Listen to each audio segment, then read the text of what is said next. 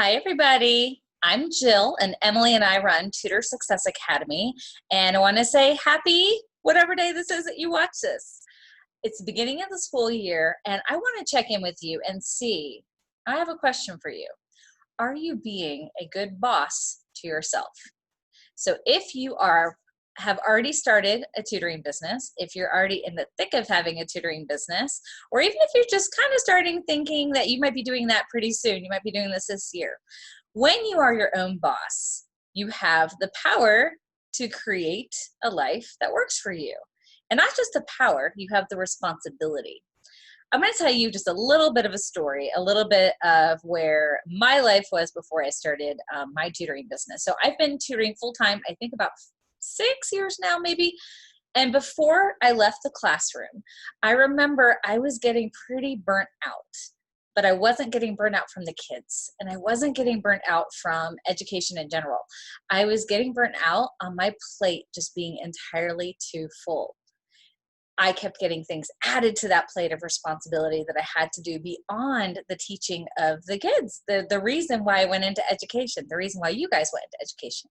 And so, as you know, a teacher's plate of responsibility, you just kind of keep getting things piled on top of it, right?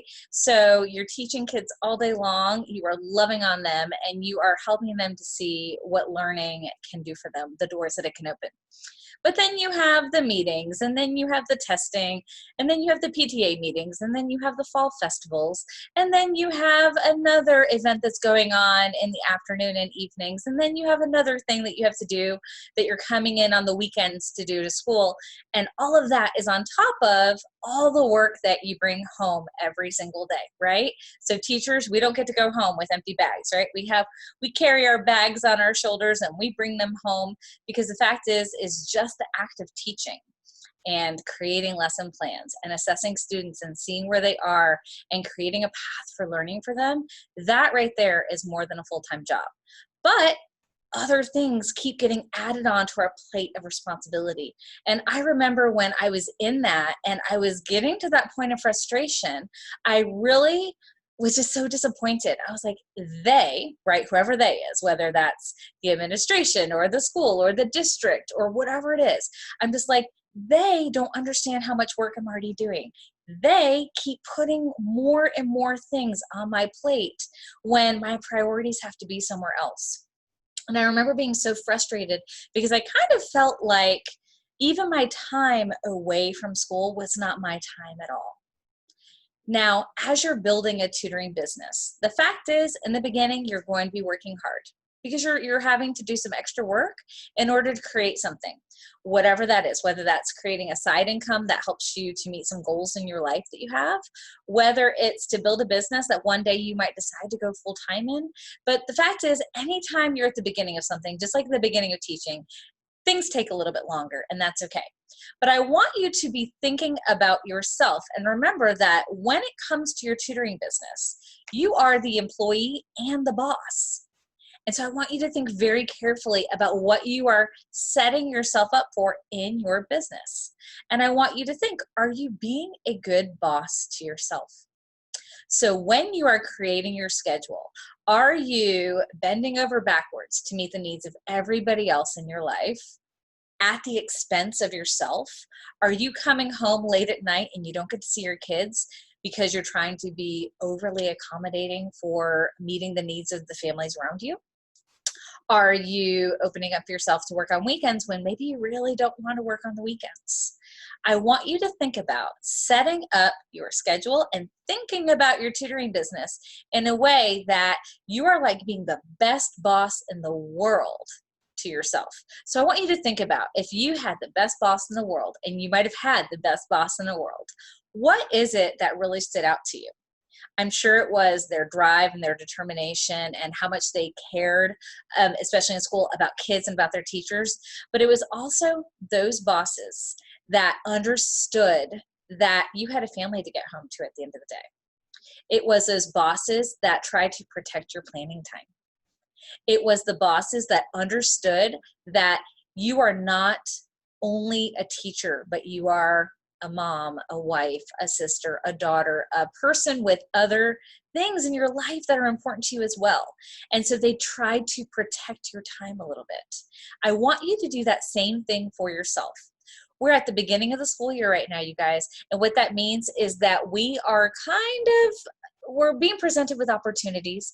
We are being asked to do certain things. And kind of what we end up setting up for ourselves now is really what we need to be a part of for the rest of the year. So when we're setting up our schedule and we're saying yes, we're saying, sure, I can tutor at 7 o'clock in the evening.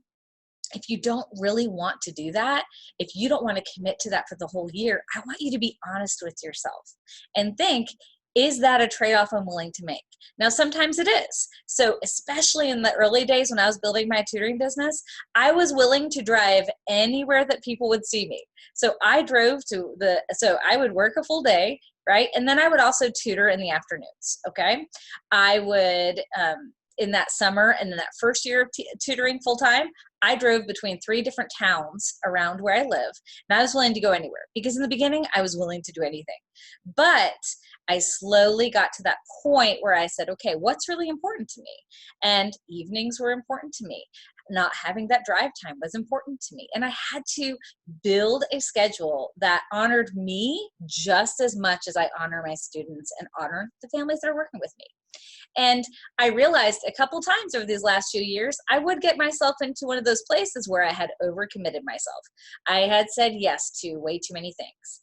And when I stopped to think about it, I thought, I really have nobody to blame but myself right now because I am the one that has to protect myself. I'm the one that has to protect my schedule. I'm the one who has to decide who are the students that I am here to best serve and which students might be best served by somebody else with a different set of skills and talents, a different set of expertise than I do. So in the beginning, I kind of tried to help everybody and anybody, and I would drive anywhere to do it.